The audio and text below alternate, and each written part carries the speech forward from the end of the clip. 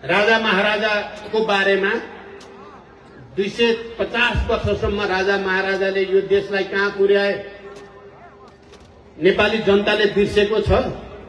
मूर्ति चोर को हुन्? नेपालका ठुलठुला मूर्तिहरू चोरहरू अहिले राजा। भाइमारा को हो? भाइमारा को हो? आफ्नै वंश मास्नेले त्यहाँ आएर अहिले फेरि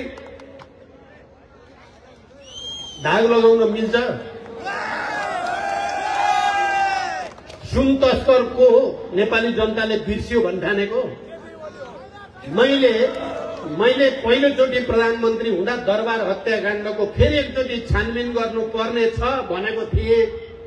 मैले त्यति बेला 5 वर्ष शासन गर्न पाएको भए म फेरि एकचोटि छानबिन गरेर भाइमारा र राजद्रोही यिनीहरूलाई इतिहासको कठघरामा ठेगान लगाउने विचार थियो। अहिले यिनीहरू चुरीफुरी गरेका छन्। मैले तराईको जागरण अभियानमा भनेको थिएँ धेरै चुरीफुरी नगरे हुन्छ।